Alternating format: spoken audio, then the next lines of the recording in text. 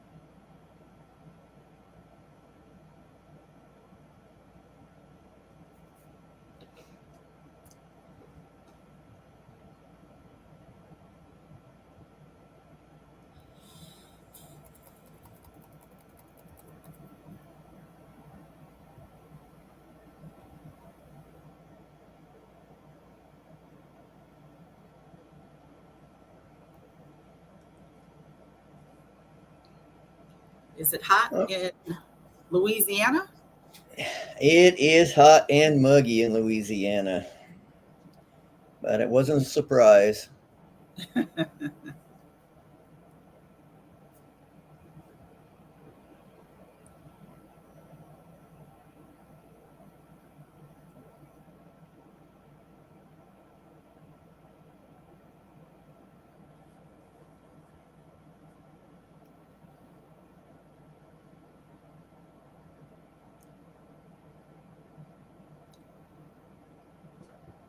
I had a great conversation with someone who's going to join us this evening. He is in logistics. He has Excellent. We a do a lot moving of work. service. We do a lot of work with people in logistics. The government's always moving something, people and things and stuff. And all right. So, am I reading this correctly? We have one person with us and the two of us, or no, just us?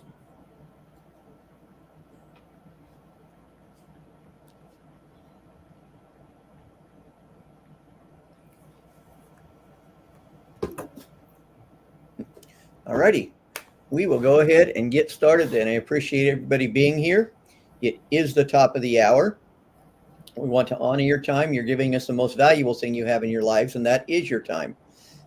You'll get more houses, you get more money, you'll get more cars, but you'll never get this next 6 hours that we spend together back. Okay, I'm kidding. It's only 90 minutes. The next 90 minutes, we're going to cover a lot of material. We're going to talk about how the government procurement cycle works, and does it make sense for you to jump into this wild, crazy game that can be really awesome? And so let's jump into this. The mass majority of our clients are small businesses. We work with medium and large businesses, but the majority are small businesses. And we absolutely know that you're heroes.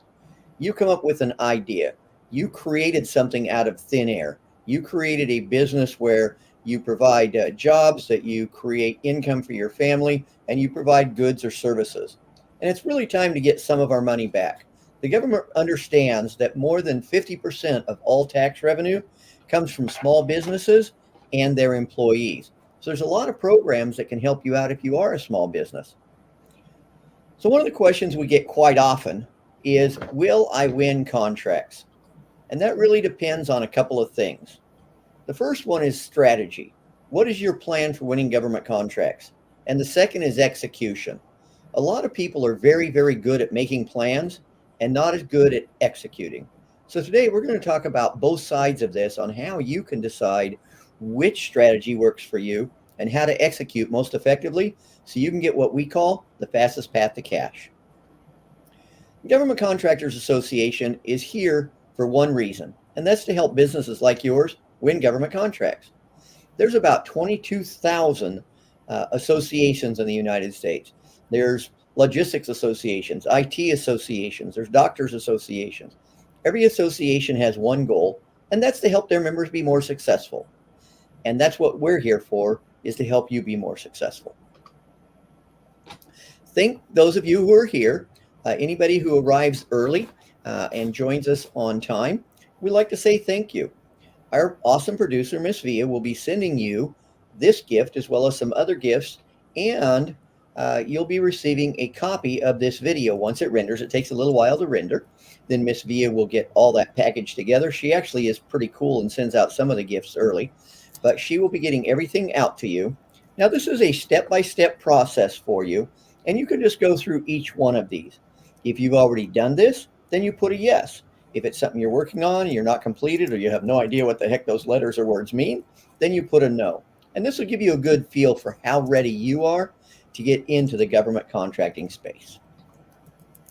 We do have some other free gifts near the end of the class, some very cool tools in different platforms, different tools that you can use to help market and grow your business. And so stay with us till the end if you have that opportunity. It's going to be well worth your while. So a little bit about us. Who is the Government Contractors Association? Well, it was founded by Abraham Zhang about 15 years ago, and he has a passion for small businesses and for helping people. When he was 7 years old, he was living in a country called Laos. That's where he was born. And the communists from China moved into Laos, and there were a lot of refugees. People fled the country so that they didn't have to live under communist control. So his family fled to Thailand, and they had no idea what they were going to do. They had almost no money. They had no prospects. And fortunately, a church group up in Ohio sponsored his family to come to the United States, and they helped them. They helped them learn the language. They helped them find housing. They helped them find jobs. And when they arrived here in the States, they had maybe $20 in their pocket. But because of the love and the support that they received, their family is able to land on their feet here in the United States and has continued to grow and grow and grow. He has a very big family now. And so he has a passion for a couple of things. One is love of this country, and two is for helping other people.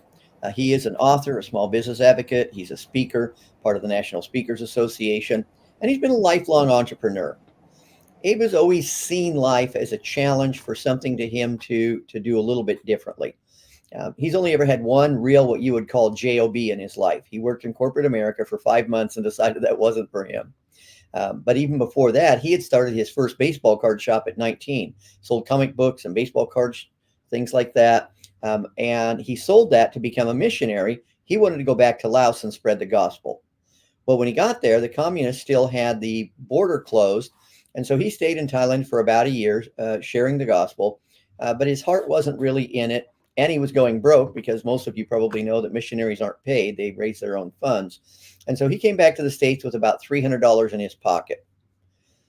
Saw an opportunity, started another business, built that up to over $10 million in inventory, sold that, and started the real estate world. He had a real estate license. He had a brokerage firm. He had a construction firm. All of these were wrapped around real estate. And then obviously when the bubble burst, he was on the verge of bankruptcy. Because all of his money was invested in all these properties and the banks just weren't loaning any money. So he had to figure out what he was going to do. Well, he had a very nice office there in Atlanta, and they had a shared conference room. One day he was walking through, and it was a gentleman who had just wrapped up a meeting, and they started chatting. And Abe asked what he did, and he said, well, I was in the Army for 27 years, and the last 11 years I was a contracting officer. And I've awarded about $5 billion in government contracts. And so many times businesses would submit a proposal, and I really thought they would do a good job for us, but they didn't dot their I's or cross their T's. They violated some of the rules of the Federal Acquisition Regulation. So I want to help businesses learn to win government contracts. So the guy asked, well, what do you do? He said, well, I've been doing real estate investing for a long time, but I've owned a furniture store. I've owned a baseball card shop. He said, I love building businesses. A little light bulb came on top of their heads, and they're like, oh, maybe we should do something together. So for the next 3 years, they worked together in the government consulting firm, helping businesses learn to win government contracts. And then after about 3 years, the contracting officer said, I want to retire again and go play golf. So Abe bought him out and opened it up to a much smaller group. A lot of the contracts that the contracting officer wanted to work with was a little bit larger companies to really help them get their foot in the door. And Abe had a passion for helping everybody. So we started the Government Contractors Association in 2010. And this needs to be updated. We just had a client get a contract over $800 million. So this now is over $2 billion. Just a little about his heart. He is a recipient of the President Obama's Lifetime Achievement Award, the Global Humanitarian Award, and the Goodwill Ambassador for the state of Georgia. So if you're going to work with a company, you should know where their heart is and where their background is. So that's who we are. Okay, well, that sounds good, Guy, but why is he not doing the presentation? Well, he's the president of a pretty busy organization. So a little bit about myself. I was always the last kid picked. I'm a little bit awkward, and I was always small. My mom was really short. My dad was average height, but for the first 8-10 years of my life, I took after my mom, so I was always really little. My dad was cheap, so he gave me a buzz cut, so I had no hair. And I have a funny name, Guy Burns. Hey, that guy burns me up. So I had the trifecta of getting picked on. And as I got older, I've always voted for the underdog. If I'm watching a basketball game or a football game and somebody's really far behind, I hope they catch up. Or, like for any of you who have been following the playoffs, I kind of hope the Mavericks won the other night. They're down 3-0. I didn't want him to get swept. I felt bad for him. I always feel bad for the little guy or for somebody who's behind. And I never really understood that until I started studying psychology and realized that I identify with the underdogs. And in government contracting, small businesses are definitely the underdog. When I got out of high school, I went into the Navy. You can see my submarines behind me. I spent 6 years on 2 different submarines. I was an electrician there. And when I got out, I became a commercial electrician. And like Abe, I realized that I liked to be self-employed more than working for others. So I started my own electrical service and handyman business. And in doing that, I started taking a lot of marketing classes, sales classes, because I was trying to build my business. And as I studied these, I realized that, hey, I'm learning a lot of cool stuff. I'm going to share it with some of the people I work with. So some contractors would hire me to do some work. I would also sub some work out. And so I started sharing my ideas in marketing and sales and the things I was learning and realized that I really enjoyed teaching. I had done teaching in the Navy. When newer electricians came on board, I would teach them the procedures. I would teach them how to repair the equipment. And I've always enjoyed that. And so I started doing some sales and marketing training a little bit here and there. While like Abe, we wouldn't meet for another 10 years, but we were both doing real estate investing at the same time. I had about 14 houses in a few different cities that we were rehabbing. And fortunately, we saw it a little bit earlier and we got rid of a lot of our houses. We still lost a lot of money, but it was a painful time. And so I was kind of trying to readjust, figure out exactly what I wanted to do. And I decided to start doing some training. I kept my electrical service business open. I had some people that were doing service calls and things like that. And but I started doing some training and speaking here and there. And by 2010, I was doing that full time. I had closed my electrical service business, and to date, I've spoken in 12 countries on 4 continents, and about 100,000 people have seen my presentations. I absolutely love teaching. I'm a business coach, an author, a speaker. And in 2015, a lady saw me speaking at an event, and she said, "I like your teaching style. Would you be interested in working with government agencies, training their employees communications and customer service and team building and things like that?" I said, "Well, they take enough of my money. I'd love to get some of it back." So I started working with her, and about once a month or so, she'd send me an email and say, "Hey, we have a training up in Washington State, or we have a training in Arizona, or wherever it was. What a government agency needed some of their employees trained." And we did that for a couple of years. And the first year, I say about once a month, she'd send me an email and say, "Can you be, do you have these dates open?" Sometimes I did, sometimes I didn't. I was working with other clients. And she had about 5 of us that all had our own training and speaking companies. And so she would reach out to us. Well, I noticed that in 15, about once a month was the average. In 16, a little bit more, maybe twice a month sometimes. In 17, she just blew up. She started asking me for 3 dates, 4 dates, then more than 1 date a week. And I'm like, "Ellen, what happened?" Gave her a call, and she said, "Well, I took a class at the Government Contractors Association, and I realized that I was missing some things. And I would send in a proposal. I was sure I would get it, and I wouldn't get approved, and I didn't get selected, and I didn't understand why. Once I took this course, I closed up a lot of those holes, and I'm doing much better now. I've tripled my business since last year, and and I said, well, I'm a service disabled veteran. You're a woman-owned business. Why don't we partner and see if we can get more contracts? She said, I'd be very interested in doing that, but I want you to take the class at Government Contractors Association that I took because I don't have time to teach you everything. I'm busy, growing my business now. So in 2017, I took a class at GCA called Certified Capture Manager, and absolutely loved the process, the people, the structure. And as we were wrapping up, I talked to Abe and I said, hey, I present at conferences all over. I have coaching clients. A lot of my customers should be winning government contracts. You have a referral program. He said, well, of course we do. Everybody, accepts referrals. But he said, because you have a training background, maybe it makes sense for you to start working with us. We do a lot of our classes in person in Atlanta at the time. A lot of their classes were still being done in person before COVID. And he said, but we need somebody to work with our clients throughout the week, answer questions, grade their homework, follow up on different things. So if you'd be interested in taking our coaches certification, then we could send customers to you sometimes, and it would help fill in some of your holes. And so we did that for a few years. And then when COVID hit, I had to stop flying, and they had to stop teaching classes in person. So we started working together more and more. Now I do the majority of the training in the Certified Capture Manager program because I absolutely love the heart and the passion of helping little businesses and little people just like I have always been. So what are you going to learn today? Well, first thing, you're going to learn to win government contracts without spending 3 years spinning your wheels. On average, statistically, when somebody signs up in the SAM, which is called System for Award Management, when somebody signs up in SAM, it usually takes about 3 years for them really to get that rhythm, to find the pitfalls, make some mistakes. And our goal is to shorten that cycle way down for you. So sometimes people say, well, what does the government need?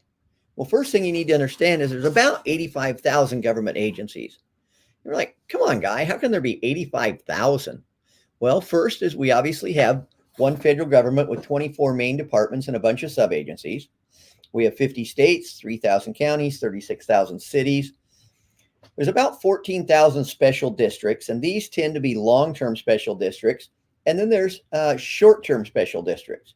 And these are often put together when an economic disaster happens, or if a military base closes, they'll create a special district and they'll put a bunch of money into it to help revitalize that town as the military pulls out or something like that. So there's lots of special districts. There's 5 U.S. territories.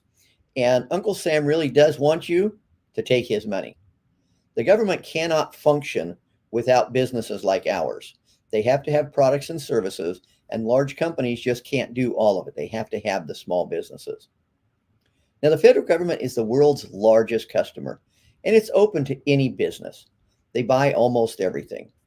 I would say 1 in 300 people that I talk to doesn't have something that the government wants to buy from you, because they literally use everything. So the chances are, if you're on the call today, there's something that the government needs, and you can provide that for them. So what are some of the hottest industries? Well, IT obviously is huge. Last year, it was about $32 billion. There were over 100,000 contracts, and the average contract was about $300,000, $299,000. Construction, they're constantly building new buildings, upgrading old buildings.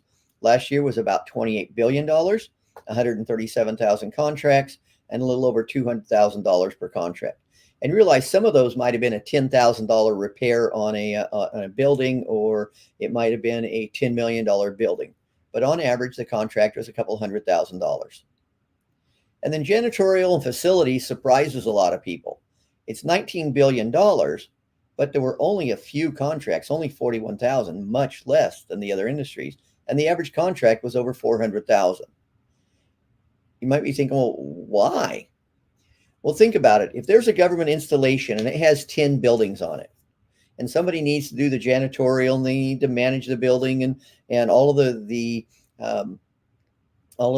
responsibilities of that, they would much rather have one contractor manage all 10 buildings than 10 contractors, because then they have to have 10 proposals. They have to write 10 or pay 10 vendors. There's a lot more admin for them.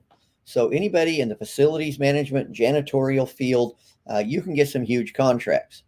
And I've sometimes had students and guests ask the question, well, I can't do a big contract. I don't have enough people to clean 10 buildings. That's okay.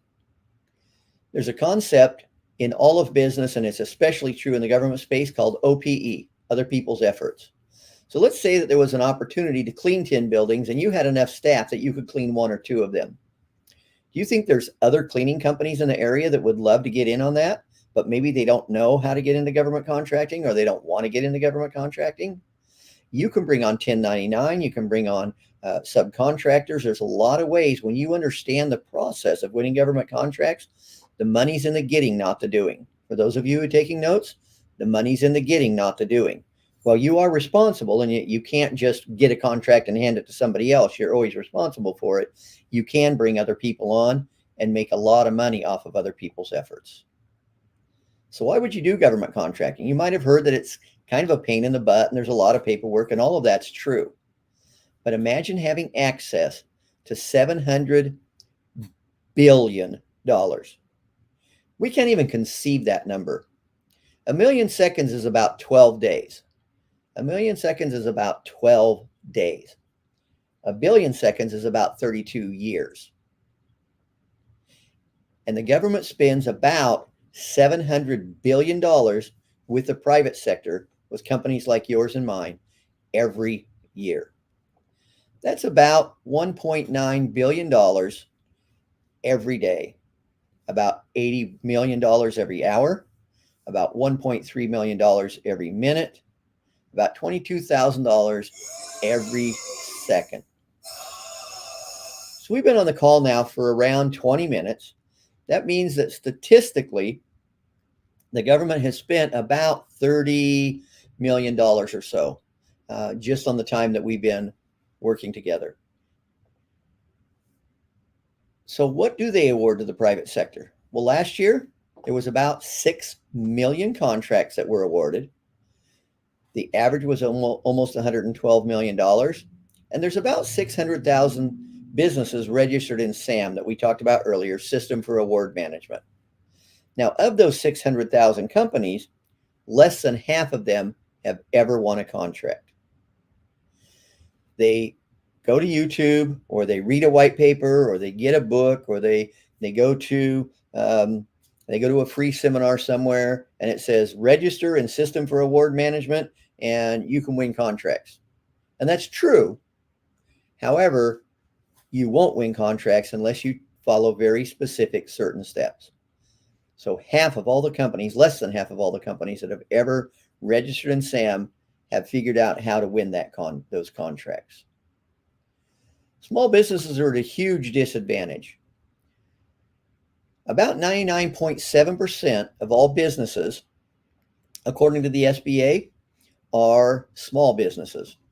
Yet last year, we only won about 20% of the small business, of the dollars. Only about 20% was awarded to small businesses. So just a little piece of the pie. Even though we are 99% of the businesses, we only got a little piece of the pie. Minorities not getting their fair share. 35% of the population now is minorities. $37 billion is all that they won out of $700 billion. That's 5.4%. Just a little slice. And what about women-owned? 41% of all businesses in the United States, according to Business Week, are owned by women. There's over 30,000 registered in SAM, and yet last year, they only got $32 billion, about 4.6%. The government even sets a goal. Congress, through what's called the Federal Acquisition Regulations, requires every agency to set a goal of 5% of their contracting dollars goes to small businesses. And they still miss the goal. There's only been 2 years they've ever hit it, 2016 and 2021. Every other year in the last 20 years since that goal has been here, the government has missed it.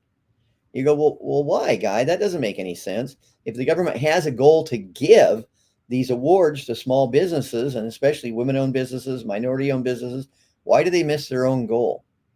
We're going to talk about why agencies have so much trouble. Well, why would you want to get into contracting now? Well, spending continues to rise. You see, in 2014, government spending was about $400 billion. Last year, it was over $700 billion. That is a 53% increase just in the last 10 years. And they're not slowing down. The government loves to spend money. So, with all those increasing dollars, you would think, well, there must be more companies getting more contracts. Well, that's exactly wrong. The number of small businesses is actually falling. Now, remember, the government really does want small businesses to win contracts. Unfortunately, in 2012, there were about 120,000 small businesses that won contracts. By 2022, that was down to 71,000. So the spending is going up, the number of contracts is going up, and the number of small businesses participating is going down. And one of the biggest reasons is the government loves to change the rules. They love to make the rules more complex. And businesses who used to understand how to win contracts, they go and they try a second time and a third time, and the rules have changed, and they're just not being as successful. That's why you need a guide into this arena. So small businesses just aren't asking for it. They're just giving up. They're just saying, this is too hard. I tried. I thought I knew what I was doing, but it's just too hard. It's almost like trying to put together a very, very complex piece of machinery and you don't have an instruction manual. And you're looking at the pieces and you go, I got no idea what to do with this. Well, why are small businesses not asking for the business? Imagine there was this big pile of money. You knew it was there, and you knew if you could get there, the government wanted to hand you bunches of money. But the problem is you got to get through this maze.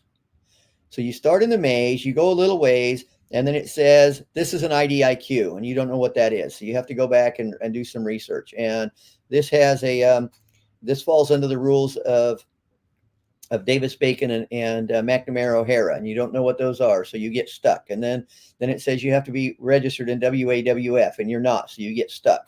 And you keep trying to go a little bit farther and a little bit farther, but you have to keep stopping and go do the commercial side of your business because you still have to pay your bills and you still have your team members that you're taking care of. So you keep going and going and going. Well, as we said, this maze is filled with about 300,000 dead businesses that tried to get to government contracting dollars. They're probably still in business commercially, but they just never made it to that pile of money. Now imagine if you had a guide who had been there over and over and over. As I said, we've helped about 15,000 businesses, and our clients have won over $2 billion in government contracting now. So we know how to get you there. Now the path might not be perfectly straight. You might have a little detour. You might go down this way and decide that maybe CDC is a great opportunity for you, but then you realize that Homeland Security has a new initiative and it's going to be even better. So then you might decide to go down that way and you go, okay, well, no, I see something over here. Just know that we've been through this so many times, we can get you to that big pile of money. I was talking with a client the other day who had just won a contract, and they said, remember when I set in on your presentation about how to get to that pile of money and you showed that lady with the GCA flag? He said, you should put Yoda there. You're kind of like my Yoda. You helped me lift the X-Wing out of the water for any of my Star Wars friends. And I said, yeah, but I can't put Yoda because that's probably copyrighted. So we'll stick with the little lady here. We really can guide you to that big pile of money if you're willing to follow the process. We have a saying here at GCA, the question is not if you'll win a government contract, the question is when. So how do we help you? Well, first thing we do is we educate. And all associations have an educational component. If you're in construction, then they hold seminars and classes and conferences on new building techniques, new types of materials. They have classes on new laws that are coming down about construction. So education is a very, very important component of all associations. And we've been doing that from day one. Second thing is we facilitate. We make it easier. We teach you how to build the relationships. You're going to see a software that we created here in just a little while that is absolutely amazing. It's what sold me immediately. When I saw it, I was in. I knew that this is where I needed to be. So we try to make it easier for you. And the third one is we advocate. We do a lot of things behind the scenes. We have conversations with people because of who we are, and we've been doing it so long, and because of Abe's accomplishments. We have a lot of contacts. We also bring people in. Recently, we had the Department of Energy come in and do a lunch and learn. They like to do that for us because they're constantly looking for small businesses. We've had the Air Force come in. So we get a lot of agencies that want to work with us. Sometimes you see them directly, sometimes it's behind the scenes, but we do spend a lot of our time trying to make sure that it's as easy as possible for you to win government contracts. Now, there's a strategy called set-asides. The government is required to give 23% of all of their contracting dollars to small businesses every year, according to the federal acquisition regulations. So they set goals.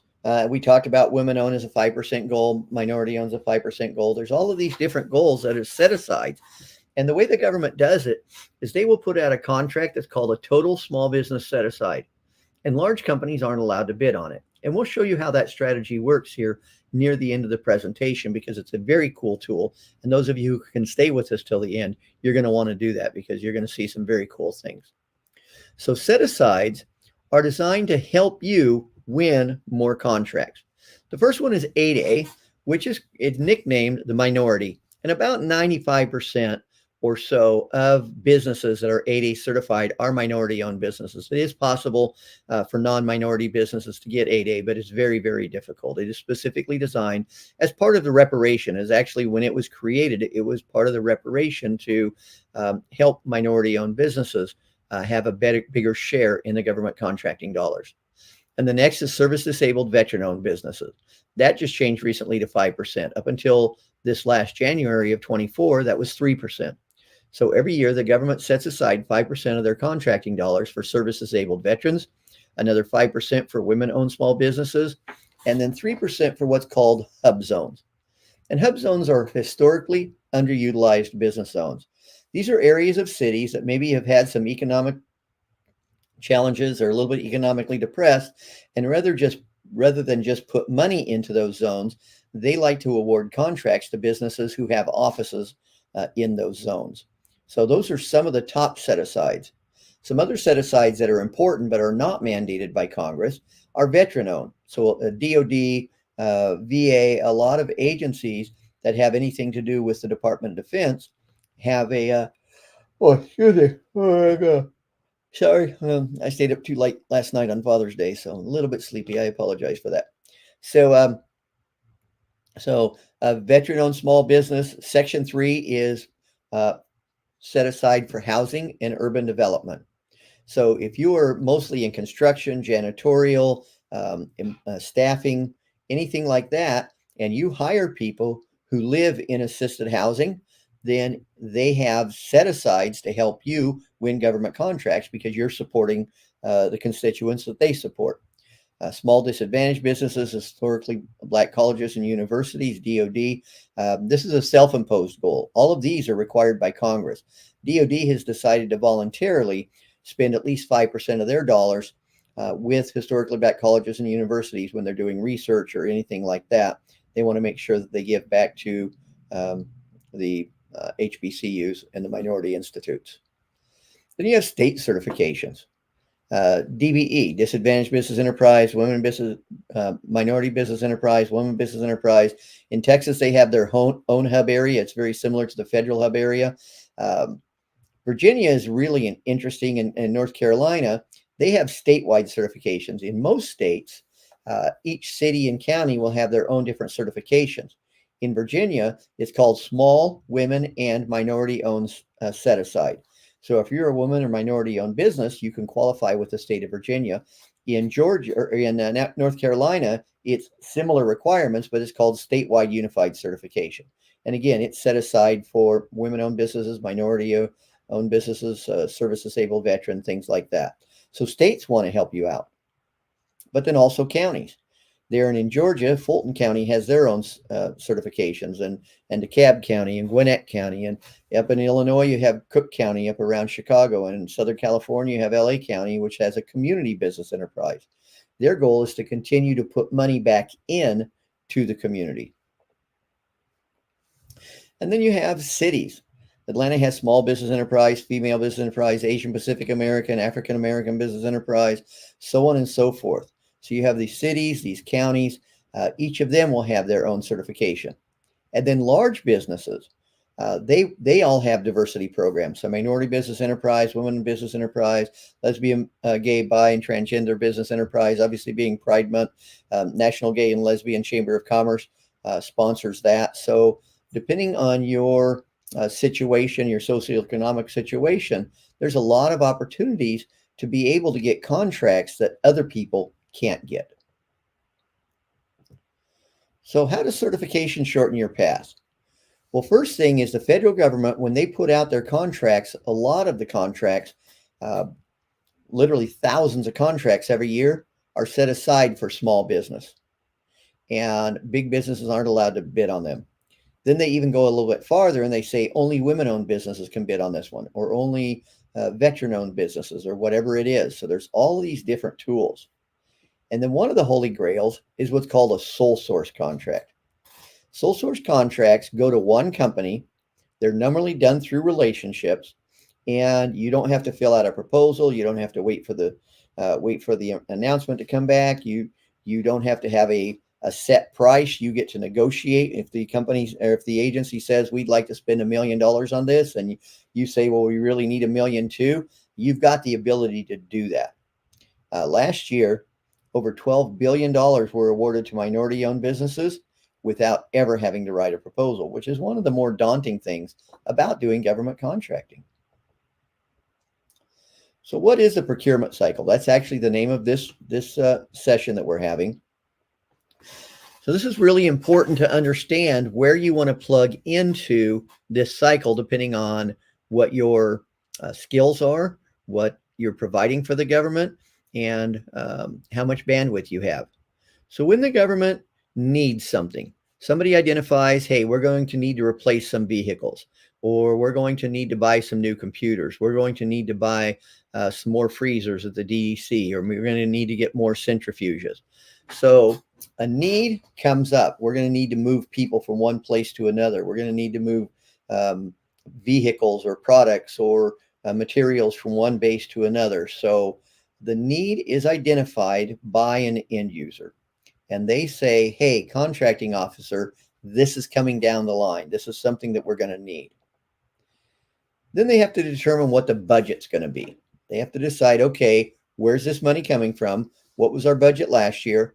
What are we going to need to ask for next year? And how much discretionary money do we have already? Because every year they get a certain amount of discretionary money. So sometimes they can buy it pretty quickly. Other times they have to wait for a year or 6 months, depending on when the budget cycle is, so that they can get the funding set up. Then they do something called a forecast. This is one of the most underutilized tools in all of government contracting. Every year, each agency about this time of year is required to put out their forecast for the next year. So CDC will say this next year, our budget is $1 billion or $600 million, whatever the number is, and this is how we're going to spend it. X amount is going to go to IT, X amount is going to go to support staff, X amount is going to go to disposables like gloves and needles, and so they have all of this listed out. Most companies don't think about this, and so what they do is they wait until an RFP, a request for proposal, comes out. The problem is it's a feeding frenzy now. Everybody sees that and they want to bid on it. And it is a strategy that you should be using. But what if you knew what they were going to be asking for in Q3 of next year? What if you started building a relationship with the contracting officers and the end users that were going to award that contract, so that by the time it comes around, they know who you are. You've already worked on your basics. You may not have all the requirements, but you'll know some of the basics. You're going to be way ahead of the game. And this is one of the biggest errors that we see companies do, is they don't think about the forecast. Next thing they do is a market survey. And they do that a couple of different ways. Part of it can be done through an RFI, which is called Request for Information, or a source is sought. They'll put it out there and they'll say, if the government wanted to buy this, who could do it? They also pay companies to do market research. They'll say, if we were going to build this building, how much would it cost? And they have firms that have government contracts that will help them with building costs. They'll help them with IT costs and personnel placement costs and all the different things that the government buys. So they have to go through that process of market research uh, to figure out, okay, what's the best solution? Because there's often many solutions to the same challenge. Then they write the RFP or the RFQ, and it takes them a while to draft it, make sure they have it all correct. They send it to the end users. The end users have to review it and say, yes, it's going to meet our needs, or no, it's not. It goes back to the contracting team. They make the edits. They send it back. So there's a lot involved when you get an RFP, and you'll see that. For any of you who have ever read an RFP, you realize there was a lot of work put into that. A 30 or 40 page RFP will take 100 hours. I mean, maybe not that much if they're using a template, but it takes a lot of time. And then the proposals come in. So you see the solicitation, you think it would be an opportunity for you to provide a product or service to the government. And so you write those proposals and you send them into the government. Now, often a government agency may receive 10, 20, 30, 40 proposals. There was one proposal that went out last year, maybe it was late 22, early 23. They received over 1,000 proposals. So they just closed it. They said, okay, this is too much. We have to reword this. We have to make it harder for companies to qualify to do this. So sometimes it's a smaller number, but a lot of times it's 15, 20, 30 proposals. So they have to go through the proposal process of approving or declining to make sure you're even qualified. Once they make sure you're qualified, then they send out an award to the one that they think is going to do the best job. And that is often a process that is handled by several people. It's not just one person reads through your thing and says, yeah, I'm picking this person. They have what's called an approval team. And it's often 6, 8, 10 people. You've got people, the contracting officer, you've got their whole team, the admin contracting officer, you might have the technical contracting officer, you'll have the end users, you'll have budget people. So this will be reviewed by a bunch of people, and then you receive notification that the award has been granted to you. Then you set up an initial meeting with them, and you start going over the parameters to make sure all the I's are dotted, the T's are crossed, your timelines, your payment cycle, and all of that. And then you start on the job. Now, a lot of people say, well, I don't need help with performance. I know my job. I've been doing whatever it is you do for a long time. So I'm probably good with that. Well, the challenge is that the way things have to be done, the compliance rules, the QA, the labor laws are different in the government space. So it's important that you perform in a way that they want to do business with you over and over again. And then how do you stay compliant? What rules do you have to follow? Is it just stuff that's in the proposal, or is there other rules you have to follow? So you stay compliant, and then you close that out. And here's another area that a lot of people don't understand, that closeout is actually an opportunity to get new contracts. And here's why. For us, in the commercial market, when you do a job for somebody, you do the job is finished, the building is built, or the product is delivered, or the building is cleaned, or whatever it is, and the contract is over, you close out, you send your final invoice, and you're done. In the government space, the contracting officer really gets busy now. So they're super busy in this early area, the forecasting, the solicitation, and the proposal. Once it's awarded, the contracting officer steps away, and it might be a 3 or 5 year contract, and you hardly ever communicate with the contracting officer. You're communicating with the end user, the project manager, who's ever using your product or service, but you hardly ever communicate with the contracting officer anymore. As the contract starts to wrap up, they have a huge responsibility. They have to enter data in several different places. So one of the ways that you can become a contracting officer's best friend is to reach out to them a month or two before the contract's going to wrap up and say, hey, what's everything I can provide you to make your job easier? Now, next time a contract's coming around, they go, oh, I want to work with him, or I want to work with her because they were right on top of it. I didn't have to chase them down. They made my job easier. So a lot of what we teach in this process is how to be involved as early as you can and how to provide the very, very best service so that you don't just get that first contract, but you get contracts over and over. So, how do you develop a strategy? Well, you want to do step by step, and you want to use a proven system. If you wanted to start a restaurant and you went to a bank to get a loan, that's pretty difficult. Restaurants have the highest failure rate of all businesses. And so banks are very, very leery to loan money. However, if you go to a bank to open a Subway franchise, those are pretty easy to get because it's a proven system. Subway knows that if you follow this process, you're going to be profitable. Same thing with McDonald's and Burger King. So when you want to buy a franchise, it's much, much easier to get in because they have a step by step by step system. Well, we also have a step by step system. So there's going to be a quiz at the end. So everybody write this down. See if you can remember it. P plus P plus P plus P equals P. Okay, I fibbed. There's no quiz. But hopefully you can remember this. P plus P plus P plus P equals P. Okay, well, what's that mean, guy? Well, first one is preparation. This is one of the steps that we see people make a lot of mistakes in. I had a company schedule a time on my calendar recently, and we got on the call and they said, can you help us? Can you review our proposals?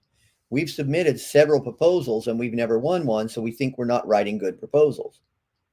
And I said, absolutely. We have a proposal writing team that's written over 3,000 proposals. We can look at it. We can, give you some pointers. That's absolutely a service we offer. But let me ask you a few questions.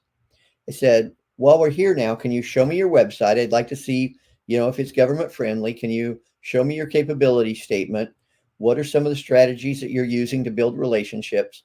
No, we don't want to do any of that. We just want to write proposals. Well, that's not the way it works. When I took the Certified Capture Manager class back in 2017, there were three things that really stuck out to me. One, I've mentioned already, other people's efforts. The money's in the getting, not the doing. Number two is contracting officers are risk averse.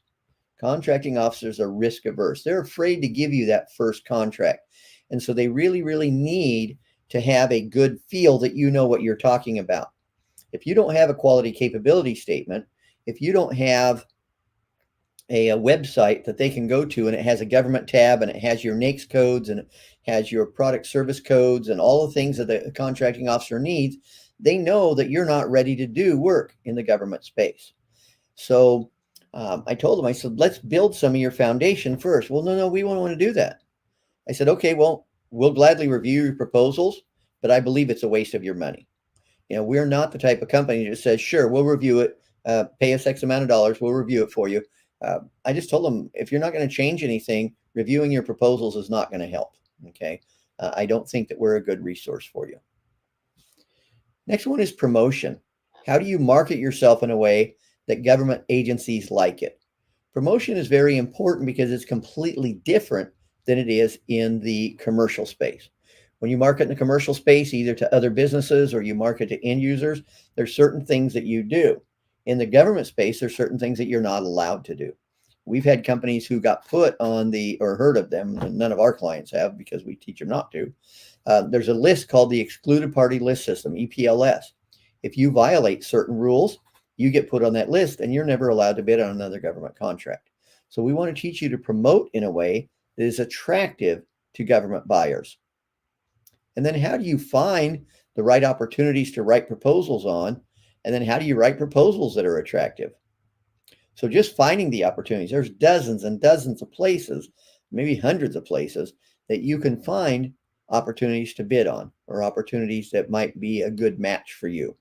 So where do you find them? One of the challenges that some companies get when they're new to the government space is they're the kid in the candy store. I could do this and I could do this and I could do this. And we do want you to grow your business as quickly as possible, but you need to have a little bit of focus when you first start. So how do you find the right opportunity? And then how do you write proposals that are attractive? And the last one is performance. How do you perform in a way that the government wants to use you over and over again? When you do all those things, that leads to profit, baby. That's the last P. P plus P plus P plus P equals P. Now what we're going to do is we're going to look at a tool called the Gov Fast Track software. In 2010, when GCA became an association, they moved from a consulting firm to an association. We were teaching a lot of classes. And I say we, I didn't join the team until 2017. So they were teaching a lot of classes. And people were saying, we love the classes. We wish we had some more structure. So in 2014, Abe and the team started working on a tool that would be almost a blueprint, a step-by-step tool that would get you to a government contract. And as they were working on it, it kept growing and growing. The first version of this software that came out in 2016 had 634 rows. You go, well, gosh, Guy, today it's only got 6 rows. Well, each of these obviously expands. So if we go to the bottom here, we see the last row is row 966. And then this is for homework for our people that are in our training programs. So this is an optional tool. Some people just buy the software and they say, you know, I'm pretty self-disciplined. I would love to have a blueprint. I would love to have templates and tools and all the things that would help me grow my government contracting business. So some people just purchase the Gov Fast Track software. It is an amazing tool. And this is literally what sold me. As you saw earlier, I was an electrician in the Navy. When I got out, I had an electrical service and handyman business. I had to read a lot of blueprints because when you're building something, everything has to be in the right place. When I saw this, the first time that Abe showed it to me and explained to me what it was, and at the time it had, this was back in 17, so it didn't have quite 700 rows yet. Over the last 7-8 years, we've added over 300 more rows. So it took them about 10,000 hours collectively as a team over a 2-year period to develop this. And then over the last 8 years, we've probably spent about another 10,000 doing more research, learning about new programs that come out. And nobody on the planet knows everything about government contracting. It's just not humanly possible.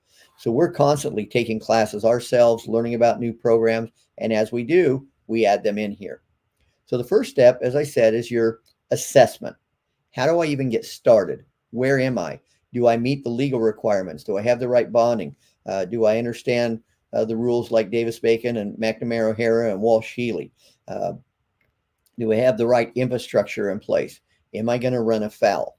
So you notice it starts here on row 4 and it ends on row 169. So there's 165 rows just assessing where you are and the best direction that you might want to go. And we say, okay, now we know where we are. Think of it almost as a GPS, or if you use your phone for directions now. We don't use GPS much anymore, but we use our phones. Every once in a while, I'll ask, I have an iPhone, and I'll ask, I'm not going to say her name now because she'll answer me, but I will ask my phone what the weather is outside. And it will say, I don't know where I am. Or I'll ask it, I need directions to Home Depot. She'll say, I don't know where we are. That's what that assessment phase is. A lot of people don't know where they are yet. I usually wait a few seconds, ask again, and it figures it out. So the assessment is really figuring out where you are. Then the strategy is, where do you want to go? Once my phone knows where we are, and then I can ask her where we want to go. That's where the strategy comes in. What is your short-term strategy? What's the fastest path to cash? What's your long-term strategy? How are you going to get funding together? In the commercial market, when you're doing a project, you might require 25% or 50% up front. The government doesn't do that. So what are the types of tools that are available to help you fund the growth of your government business?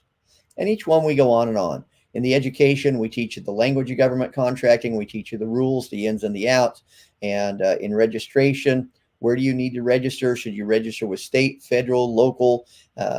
What types of requirements do you have for different types of projects? There's a whole bunch of registration. Then the promotion phase. How do you build an image that the government likes? What are some of the marketing tools that are allowed? So on and so forth. So we go step by step through this tool so that you now know that you have the blueprint for success in government contracting. And that is called the Gov Fast Track software. Gov Fast Track software. No, I don't want to do that.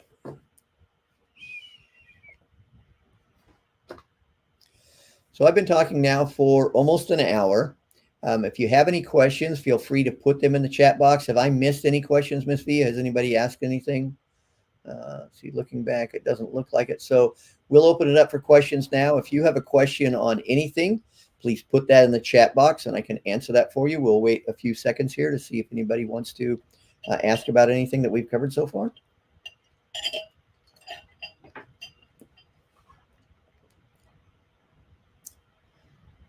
Okay, I'll wait a few more seconds and then we'll move on. If you do have a question, feel free to put it in the chat box. And as I notice those come in, I will jump back over to those questions and answer them for you.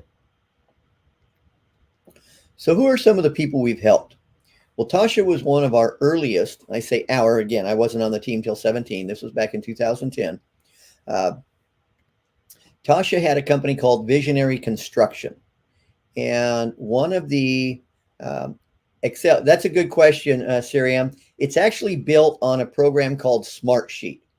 So Smartsheet is an interactive tool. It follows almost all of the rules of Excel.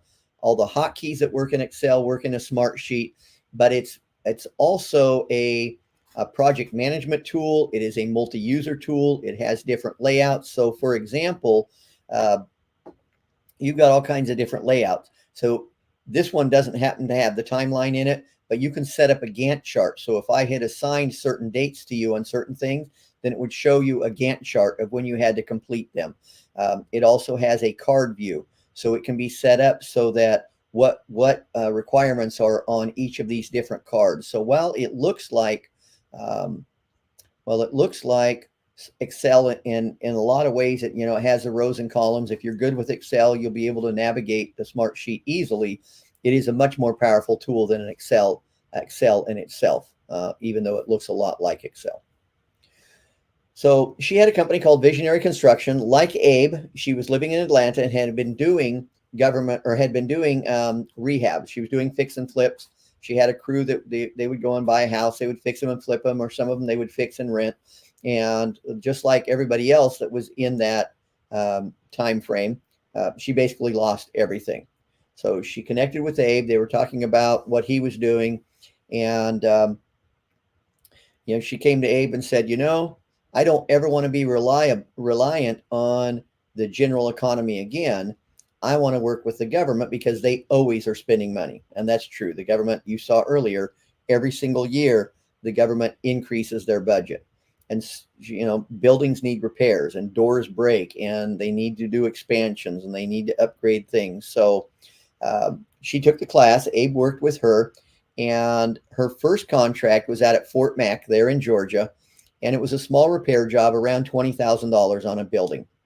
Then she started getting her certifications, her woman-owned certifications, her minority-owned certification.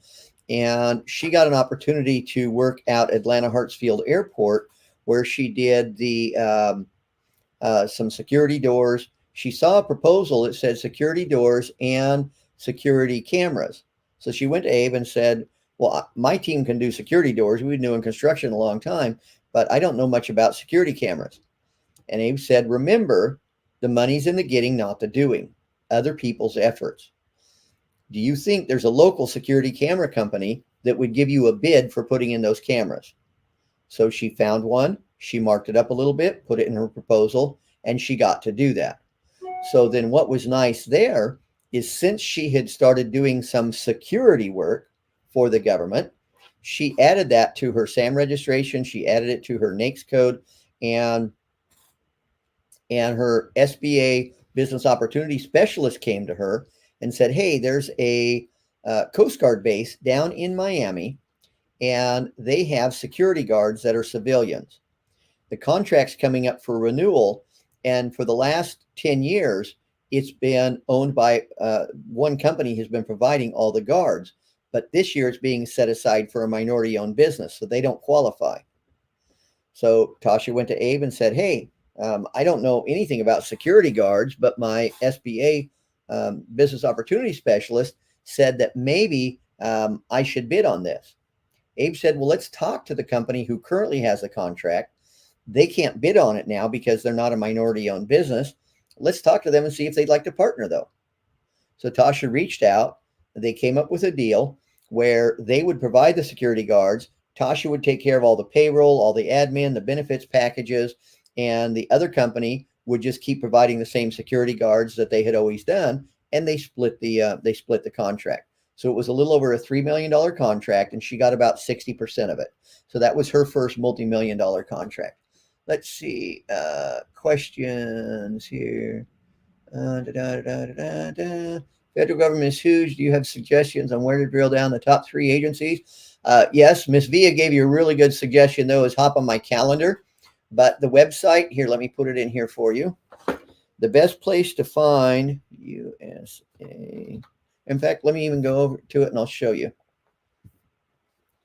It's called USA Spending. And what that does is it will allow you to see who is buying products or services in your general field of expertise. So, Sirium, go ahead and put what is your general expertise. Do you know? Are you IT? Are you construction? What do you do?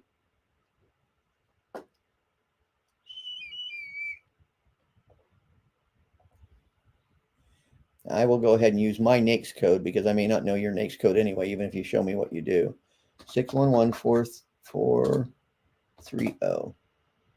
So my primary NAICS code, IT, okay, so 541511, okay. So in your 541511 is your primary NAICS code. So if you choose a NAICS code, then what this will do is this will show you, and I only chose 2 years because if you choose all the years, if you don't choose anything, it gives you all the data for the last 15 years and it's like takes a long time. So I chose in the last 2 years, we can see who spent the most money. Now, the problem with this is DOD is too big. It has too many divisions. So you want to go to sub-agencies. Now here it shows you the Air Force spent more money in IT services in the last 2 years than anybody else, than the Federal Acquisition Service, a Center for Medicare and Medicaid, the Army, the Navy, Missile Defense Agency, National Health Institute.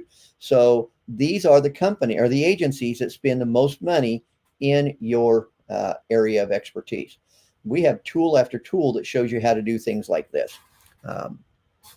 Next customer, or the next person that we want to talk about is Jorge Rodriguez. He actually became a member of GCA in 21, and his first question to us is, I want to sell products. He's a service-disabled veteran. He was in the Army. He was in medical in the Army and the Medical Corps, and he wanted to sell medical products because that's his area of expertise. First thing we told him is build a solid supply chain, because when you're selling products, one is you need to have a good supply chain so you can get good pricing. You're not just looking around for a new supplier all the time. It's somebody you have a relationship with. And secondly, it will help you get agencies to trust you because you're buying from suppliers they already know. So he joined in 21, started building a supply chain. In 22, he took the class called Certified Capture Manager, the same class I took back in 17. And he was the MIP. We have a lot of fun in our classes. It's a lot of work, but we have a lot of fun. And we have an award that's voted on by the other students and the staff. And it's called Most Inspirational Person. And Jorge just played full out. If he saw something new, he would share it with the group. He always had good energy. He was always friendly. People just liked him. And so he was voted as the most inspirational person. Like I say, his business was really new, but he had a good supply chain. And he took the class in February of 22. He graduated in June of 22, or in May of 22. In July, he submitted a proposal and won part of a $50 million IDIQ contract. Oh, come on, guy. How can a brand new company win a $50 million contract? Well, that's where understanding the government language really comes in. So the first one is an IDIQ, stands for indefinite delivery, indefinite quantity. And so they don't know exactly how much they're going to buy or when they're going to buy it, but they're almost always awarded to multiple vendors. And it was also a 5-year contract. So on average, it's going to be about $10 million a year. And there's 3 other vendors that are part of that contract. So that $10 million is divided by 4 companies. So last time we spoke with Jorge, he was billing between $150,000 and $200,000 a month. That's not bad for a startup business. After 1 year, he went from being a new company to doing over $2 million of business a year. Okay. Now He just won part of a $75 million contract, and he's just getting ramped up on that. And it's another IDIQ, and there's other vendors, but he went from being a startup company in 21 to doing millions of dollars a year already. And we have story after story of people like this. Now, our biggest winner ever is a person called Harold. He lives up in the Chicago area. He joined us for our September of 22 class for the Certified Capture Manager class, and he was a valedictorian.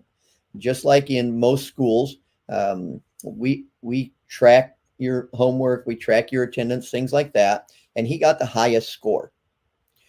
Now, his company was pretty well established. He was doing 11 or $12 million. He wasn't a startup company like Jorge. He was doing about 11 to $12 million a year in the commercial market. And he graduated. He took the September class. He graduated in January, and he started coaching with Abe. Some students who go through the CCM class say, I love what I've learned so far, and I'd like to continue the relationship with GCA. So he continued working with Abe. And in August of last year, he was awarded a 10-year contract worth up to $86 million a year. Let me give you a little background on this. This is a contract with the state of Illinois and all the cities and counties. What the state did was something actually really brilliant. They said, every year, every city and every county has to buy IT services as well as the state. So what they did is they reached out to all the procurement teams for all of the municipalities in the state of Illinois, and they said, send us a list of everything that you would need every year. Every computer you would need, every programming service you would need, every consulting IT service you would need, anything to do in the IT world, send that to us, and we'll compile it into one RFP. So they put that out. Harold brought it to Abe and said, what do we need to do? Which direction should we go? And we said, well, obviously you're going to need some teaming partners. You're going to need some subcontractors. And so they got together, and 4 of them joined forces for different areas, because some of them were products, some of them were cybersecurity, different things like that. And they put a proposal to the state of Illinois, and they said, if you purchased every single thing that's on this list every year, it would be $86 million a year. And the government, the state said, okay, we'll take your bid, but most years it's going to be to about 20 to 30%. We know we're not going to spend all of that. So he's coming up on his first year here pretty soon, and it looks like it's going to be about 16 to 17 million for the first year. And remember, that's divided between a few companies. Harold is the prime, and he's getting the majority of it, but he also has some subcontractors. He has a teaming partner. So he's not doing all of that on his own, but still, when you're doing 11 million and you get an extra 16 million, even if you get half of that, that's not bad. Okay. So these are stories of people that actually have gone through our program, followed the system, and have had some huge wins. Now, we've had people who did nothing. You may have known somebody who signed up for a gym membership. They went and got a personal trainer, and then they went home and sat on the couch and ate bonbons and ice cream and watched TV. Okay. So I can't guarantee you that you're going to win a multi-million-dollar contract, because I don't know what you're going to do with the information. But I know that the people in the last 15 years that have followed our system win contracts. So how do you get started? Well, first you become a member of GCA. Okay, just like every association, we have a membership fee. If you're in IT associations or construction associations or logistic associations, we do need to function. So we have a membership fee. Miss Via just put the link in the chat box, and start developing that strategy. Start getting your certifications. Do you qualify as a minority-owned business, woman-owned business, veteran-owned business? And then get your Certified Capture Manager certification. And for those of you that know anything about project management professionals, PMPs, or PMI, Project Management Institute, our system for Certified Capture Manager follows the structure very similar to the early days of PMI. And then start bidding on contracts. Write some proposals. We'll teach you how to write proposals. We have classes on it. We have labs on it. We have templates for it, or we can do it for you. As I said, we have a whole proposal writing team that's written over 3,000 proposals, so we can help you with that. Start connecting with experts, start finding teaming partners, and get that money, baby. So how much is a contract worth? Well, for Tasha, it was worth about $3 million. For Jorge, just that one contract's probably going to be worth 10 to 15 million over the next 5 years. And he just got that new one that he hasn't even started yet. He's just barely getting that ramped up. So, to Jorge, it's going to be worth millions of dollars for his investment in the Certified Capture Manager program.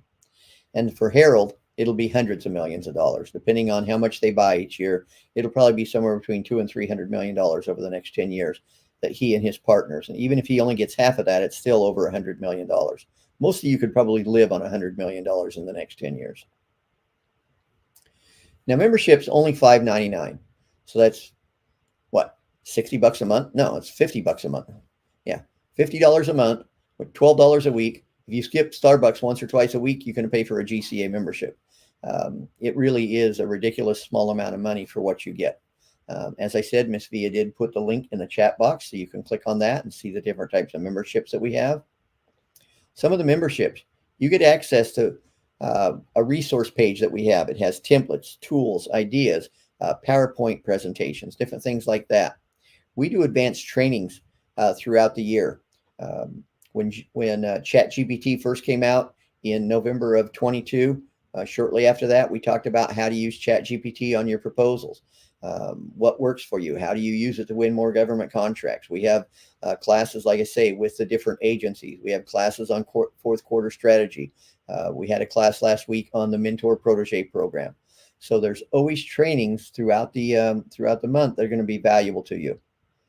We often have industry networking events. The most recent one was with the Atlanta Black Chambers, because our corporate office is in Atlanta, and Atlanta Black Chambers, they brought a lot of their military personnel. We brought a bunch of our members who were military personnel, and we had a networking event on how to get certified as a veteran-owned business or a service-disabled veteran-owned business. So we do things like that. You can sit in on capture management trainings, which we'll talk a little bit about. That strategic bonus that you received, the free gift that Miss Via sent out for the 20-point assessment, you get to meet with a coach, and they'll really go into depth on how to use that tool. That's free. And you get to go to the bid matching platform, which we're going to look at here in a minute. And remember, all of this is, $10 a week, something like that, $12 a week. So it's an incredible small amount of money. So as I said, the bid matching platform is called GovGenie. It is a sister company to GCA. It's not owned by GCA, but it is one of our sister companies. And we'll take a look at that. As you notice, you're looking at it, it looks kind of like LinkedIn. So it has different posts here, different information. Different people will talk about, there's a new rules and regulations. So one of the members posted something about the new rules for SDV OSB companies. That just changed from 3% to 5%. So there's some cool information there. There's videos. And then there's also networking with other contractors. We'll post information in here. We had a contractor one time post that they were looking for a teaming partner in here. So there's a lot of cool tools from the social side, but it also has some amazing tools to help you grow your government business. So let's say I'll use my NAICS code this time. We used the IT NAICS code last time. We'll use my NAICS code this time, 611430. And that is professional management and personnel development training. So that is helping leaders and employees communicate better, do better job. So it's all kinds of different training here. So speaker series, diversity and inclusion. So one of our students has won several contracts in this area on D&I. Okay, so there's all of these different opportunities. Now notice here, there's 233 pages and there's 10 contracts per page, or 10 opportunities per page. There's over 2,000 opportunities in the training industry right now. So you go through them. If one of them applies to you, professional development, Dare to Lead. Okay, I can teach Dare to Lead. DARE is a program that I'm certified in. So if I wanted to do this training, notice it's set aside for a service-disabled veteran-owned business. I am qualified to teach Dare to Lead. So if I clicked on this, I could read more about it. FEMA is looking for a sole source contract. They're looking for a service-disabled veteran-owned business. So I could bid on this, or I could send them an email and say, I notice that you've set this contract as a sole source for a service disabled veteran. Here's my certifications. And what I would do is I would go in here and I would add it to my bid board. And bid board looks kind of like a lot of your CRMs, like Pipedrive, different things like that, Salesforce. I can see who my contracting officer is here. I can see the response date is at the end of the month on the 27th of June. So I go, okay, yeah, I like this. I'm going to add it to my bid board. So then this takes me over to my bid board, and it shows the other opportunities that I'm tracking at the time. So this is that opportunity there, and it's called evaluating. So right now I haven't decided for sure. I haven't done enough research to make sure that I have the bandwidth or that I want to do this yet. But I could go through it, read more about it, read the whole solicitation, and if I decide maybe it's a source of solder and RFI, it says in 6 months we're going to put this out. We're starting to look for people who are interested. Then I could put it on a watch list. In this case, it's already out. So I would put it over here on scoping now. So I am now scoping it. First thing that's going to pop up is it's going to give me a bid matrix that says, should I even bid on this? Says, do I have enough time to bid on this? Okay, so I've only got a little bit of time. It's not a long time. If I had seen it a little bit sooner, then I would get a higher score. Do I have the required past performance? Absolutely, no problem with that. Am I? No, I have never worked with FEMA, so I'm going to give myself a low score on FEMA. Do I have the technical? Absolutely. I've been a professional speaker for over 20 years. I've done a lot of training for the government. Absolutely. I have several people that I can pull on that are DARE certified. Do I need subcontractors? Yes, but I have some really good ones. So I can just go right through here and mark each of these. What's the financial potential? It looks like it's pretty good. Can we complete a compelling proposal? Yes, I can. Who are our competitors? I don't know much about our competitors, so I need to give myself a low score. And is our pricing competitive? Absolutely. All of the other trainers that I work with are 1099, so I don't have any overhead. Most of us work out of our homes, so I think I can be pretty competitive. So now I've got a 68% chance of winning this contract. So it helps me decide, yeah, I think I'll bid on that. If it was a 32 or a 50, I might not bid on it. So that's the way you use that. You submit that. And then once you decide, okay, we are going to bid on it, then you can get some teaming partners. And you can, if I want to, or I can just hire 1099, which I don't need anybody. And then I can come over here and start actually drafting the proposal. There's drafting tools in here. There's all the attachments that I need for my other team members. If they're putting information in here, if I'm assigning tasks to different people, you work on this component, you work on this component. So it's a total management tool to help you find and win contracts. But what if I don't have any teaming partners, Guy? What if I don't know anybody that's in the industry? Well, then I can go over here to the directory, and maybe all of this is being delivered in DC. Well, I live in Louisiana, so I don't mind going to DC sometimes, but I also might want to find some companies up around DC. So let's go to location. I'm going to put in, I'll put in the state. We'll put in Virginia. And then I'll apply that. And then I'll put in my NAICS code, 611430. And apply. Oops. I did those in the backwards order. I should have done NAICS code before location. But had I done it in the right order, it would have shown me how many companies in Virginia do that type of training. So it's a very cool tool that can help you not only find opportunities, coordinate the proposal and the process, and also find people to help you. Now, normally, if you are not a member of GCA, then GovGenie is $99 a month, or about $1,200 a year. But as a member of GCA, it's $600 a year, and you get this absolutely free for your first year. So next, we're going to talk about the Capture Management Program. This is a class that I took back in 2017. And it really, capture management, for those of you who are newer, capture managers are simply business development reps or sales reps or account managers. In the commercial market, there's a lot of names for salespeople. Capture management is the term for business development and relationship management people in the government space. So capture managers often take our course because they're already in the government space, but they know that they could learn more, and they also would like to get a designation. You know, a CPA makes more than a bookkeeper. A doctor makes more than a nurse. Different letters after your name often make you more valuable. So sometimes capture managers take our class. By far, the biggest group of people who take our class is small business owners that are in the government space or want to get into the government space, and they know that they need more tools, more techniques, and more information. And then sometimes we'll have salespeople take our course, and these are people who are doing sales in the government or in the commercial market, and they've heard that there's really good money to be made in the government market, and they're absolutely correct because there's a lot more rules and a lot to know.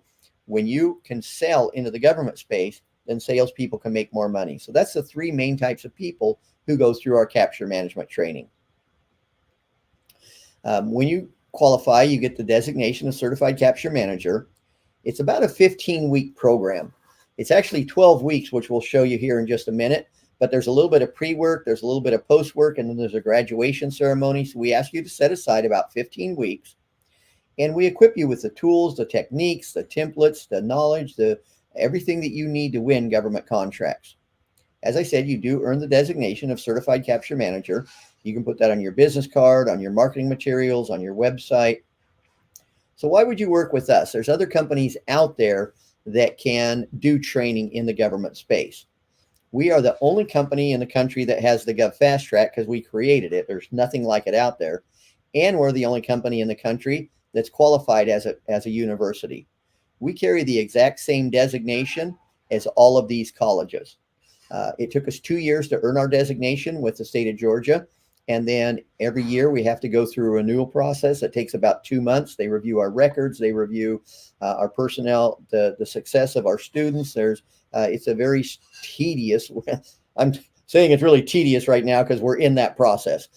So I'm very painfully going through step by step with the state of Georgia right now, reviewing all of the records. And so it is detailed. It's tedious. It's not that hard, but it is tedious. But they just want to make sure that anybody who signs up with us is getting a quality education. So what do you receive? Well, it is 12 weeks of training. Like I say, there's a little bit of pre-work, a little post-work, but there are 12 weeks of training. It's about 120 hours of total curriculum. You get that Gov Fast Track software that we talked about. You get a learning management system, which is 15 self-paced courses or modules, and your instructor assigns you modules every week. You get access to a Gov training vault. It's about 300 hours of past classes and seminars and events that we've done. Let's say that we're in week 6 and you see an opportunity you would really like to bid on. Well, proposal writing is week 8 and 9 of the Certified Capture Manager course. So you haven't had that yet. You go, well, I'd really like to get ahead. Then we've got hours and hours and hours of videos on proposal writing that you could review on your own time. And then when you get to the class, you'll have already seen some of the material, but you'll also get new information. You get study partners, you get a coach, and you have to be interviewed to get into the program. Now, this is my Certified Capture Manager class. That's Nyanza, Cynthia, Deb, Cheryl, Gerald, Abe, and myself. And this is, remember, back in 2017. Cynthia, whenever I go to Atlanta, I try to make sure I can stay on a Sunday because we go to church together. And Gerald is one of my very, very good friends. His daughter is actually in the Certified Capture Manager class now. And last week, not this last weekend, but the weekend before, a bunch of us went on a fishing trip down to, we went into Florida, deep sea fishing, and Gerald and a couple of his daughters and grandsons and some of our other students and clients over the past several years came out with us, and we all went out on a boat deep sea fishing. We really do become a family when you get connected with GCA. You don't get to leave. You have to be part of our family forever. So you will get a certificate suitable for framing. So if you do work for another company, that's nice to put in your HR file. If you're self-employed, that can be used to show, like if you want to work with a large prime, you can show them that you've gone through the process of learning more of the rules. One of the reasons that large primes don't like to work with new small businesses is because sometimes they don't know what they're doing. And the prime goes, well, I'm going to have to babysit this person and hold their hand the whole time. When you carry this designation, it shows that you've invested in yourself, the time, the resources, whatever it takes for you to really understand how to do this. Now, the program is $10,000, But if you're a member of GCA, it's only $6,000. Remember, membership's only $599, so it's a good deal. You pay $599, you become a member, and you save $4,000 off the class. Now, the next class starts on July 9th, so it's about 3 weeks, which is perfect timing because people who sign up early also get another bonus program I haven't even told you about. It's a 12-hour video series. It's a standalone program. Some people come to us and say, I don't have time to sit in class, but I love learning by video. So we created a 12-hour video series. It sells for $1,999, and you get that as a bonus. Anybody who signs up at least 2 weeks in advance. So we're 3 weeks out from the class now. So should you decide in the next week or so that you think, yeah, this is a program for me, I'd really like to at least have a conversation about it. Miss Via has put my calendar in the calendar link in the chat box a couple of times. Let's chat and see if this makes sense for you or which of the solutions. Is a video series best? Should you just get the Gov Fast Track software? Should you take the CCM course? Should you be part of our coaching program? We have a lot of, well, Gov Fast Track software comes with a lifetime license. Yes, it is a lifetime license.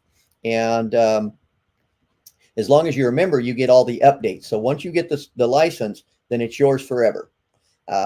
If you stay a member of GCA, we update it about every 6 months to a year. You get all of the updates also, but you never lose access to your original software. But as we learn new things and we do updates, as long as you're a member of GCA, you keep getting those updates also. So yes, it is a lifetime license. Great question. Thank you. So yeah, just set a time on my calendar. Let's chat. I'll find a little bit more about what you're doing and see if we'd be a good match for each other. Now, I told you at the very end, if you stayed till the end, I had a couple of quick strategies that I wanted to share with you. The government spends around $700 billion a year. 77% of that, anybody can bid on it. Boeing, Lockheed, Raytheon, IBM, all these big companies can bid on it. 23% is set aside for small businesses. And we've talked a little bit about that, women-owned, HUBZone, different things like that. However, what a lot of companies don't understand is that when a large company wins a contract over $750,000, they're required by the federal acquisition regulations to give 35% of that to small businesses. And the reality is the majority of small businesses, their first contract is not a prime contract. It's usually a subcontract because they don't know how to write proposals yet. They're not sure where to find the opportunities. They don't have the past performance yet. So they work with big businesses a few times to get that rhythm. And it's almost like getting paid to learn. So when you know how to connect with large businesses and speak to them in a way that they like, then you can get those subcontracts. And then the last thing we'll cover before we give you your last free gift is the 6 relationships that you really need to understand in the government space. The first one is end users. These are people who need your products or services. They're logistics officers who need to move a product somewhere. They're facilities managers who need their buildings updated, or the head of the motor pool who needs to get some new vehicles or new tires. So these are end users. These are contracting officers. They're the people who can actually award the contract. So these people need the product or service. So they let the contracting officers know. The contracting officers find the right vendors, which is us here in the middle. And then every agency is required to have an office to help small businesses. Because remember, Congress requires every agency to give 23% of their dollars to small businesses. So they have a special office set up just to help small businesses learn to navigate the process of working with them. And over here, these are the large primes. They're winning contracts already, and they're required to give 35% of those dollars to small businesses. So you want to build that relationship. Now, there's other small businesses you might want to work with. For example, maybe you see a contract that's perfect for you, but it's set aside for a service-disabled veteran-owned business, and you're not. So you want to partner with somebody. Or maybe you see something for data analytics and cybersecurity, and you're great at data analytics, but you don't do cybersecurity. You might want to partner with another small business so you can help them out, and they can help you out.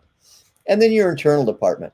As you start growing, you'll want to bring people on. We have a suggested kind of timeline. And when you bring people on, do you bring 1099? Do you bring full-time? So you want to build these relationships to be successful in the government space. And the final gift for being awesome is a capability statement. And we send it to you in 2 different formats. This one is in Canva for those of you who like to work in Canva, and then the other one is in PowerPoint. We have showed this to dozens and dozens and dozens of contracting officers, and we've changed it a lot over the years as they give us input. So this is a way that you can present to a government contracting officer, to an end user, to a large prime, and they can quickly look at your capability statement and know immediately, does this person even make sense for me to have a conversation with? So that's the final gift. We do have a couple of minutes left. I always try to keep about 3 to 5 minutes at the end of class. So I am going to stop sharing and see if anybody else has any other questions. Let me see. How often a capture management class is held? So the next one we have is July 9th. The one after that is September 5th. So about every 6 to 8 weeks, we usually start a class.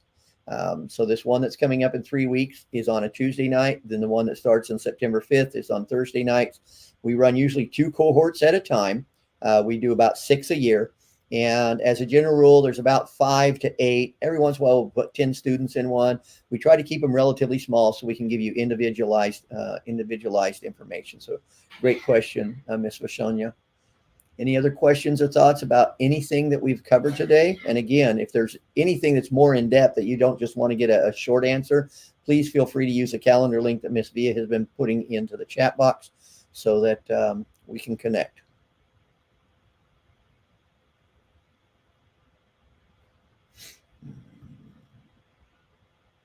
See if I missed anything else. I don't think so.